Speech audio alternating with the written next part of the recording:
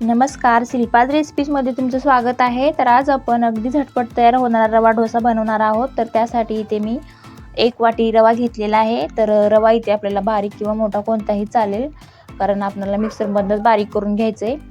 त्यानंतर 1 चमचा आपल्याला इथे तांदळाचं पीठ घ्यायचं आहे।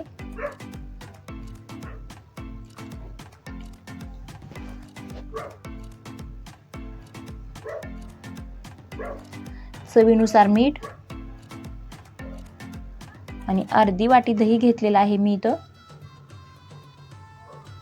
त्यामध्ये थोडंसं पाणी टाकून घ्यायचंय आणि हे आपल्याला मिक्सरमधून बारीक करून घ्यायचंय।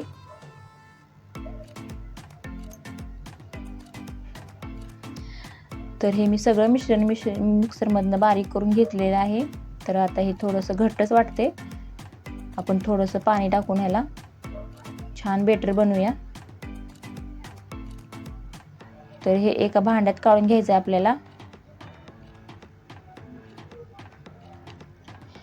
आणि त्याच मिक्सरच्या भांड्यामध्ये मी थोडंसं पाणी घेतलेलं आहे।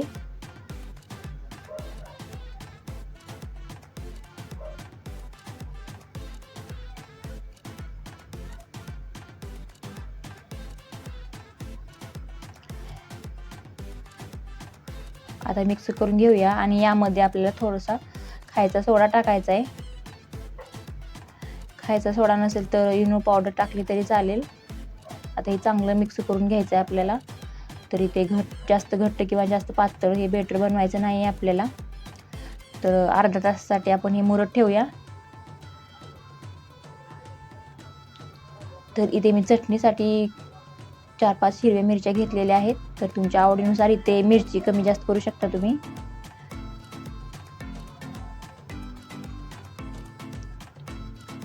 अर्धी वाटी शेंगदाणे घेतलेले आहेत आणि अर्धी वाटी सुकं खोबरं घेतलेलं आहे मी।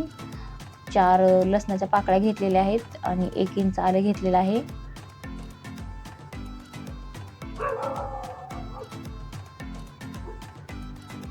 चवीनुसार मीठ आणि दही घ्यायचं आहे आपल्याला अर्धी वाटी। तर इथं दह्याच्या ऐवजी लिंबू टाकलं तरी चालेल। थोडंसं पाणी। आता हे आपल्याला मिक्सरमधून बारीक करून घ्यायचंय।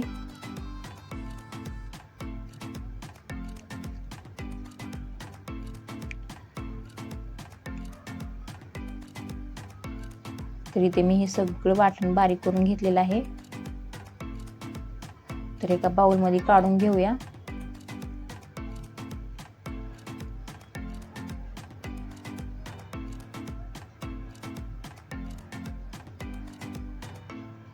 आता याला आपला तडका द्यायचा आहे। तर इथे मी तेल गरम केलेलं आहे, त्यामध्ये अर्धा चमचा मोहरी,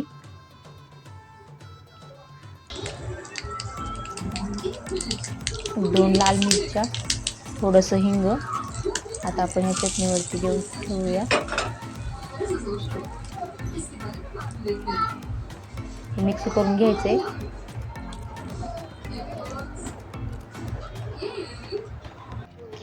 अशाच साध्या आणि सोप्या रेसिपीजसाठी शिल्पाज रेसिपीज या चॅनलला सबस्क्राईब करा आणि त्याचबरोबर बेल आयकॉनवर क्लिक करा। तर इथे मी लगेच गॅसवर तवा ठेवून घेतलेला आहे, गरम केलेला आहे। त्यावरती थोडंसं पाणी टाकायचंय आणि पुसून घ्यायचंय आणि 1-1.5 चमचा इथे मी बेटर टाकून हलक्या हाताने गोल फिरून घेणार आहे।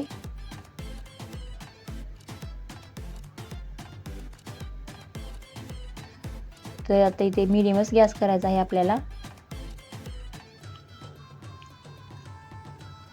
तर मीडियम गॅसवर 1 मिनिट आपल्याला तांबूस रंग येईपर्यंत हा डोसा शेकून घ्यायचा आहे।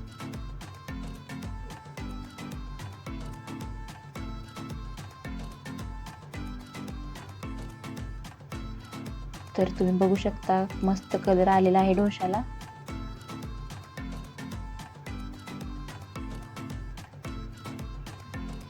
तर परत मी थोडंसं पाणी टाकलेलं आहे। पाणी जास्त तवा तापलेला असेल तर थोडंसं पाणी टाकल्यामुळे त्याचं टेम्परेचर थोडंसं कमी होतं, म्हणून पाणी टाकायचे आणि परत 1-1.5 चमचा टाकून मी गोल फिरवून घेतलेला आहे हलक्या हाताने।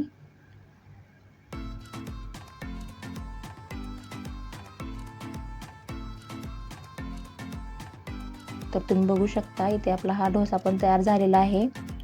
तर एकदा नक्की ट्राय करून बघा. रेसिपी आवडल्यास लाईक, शेअर, सबस्क्राईब करायला विसरू नका.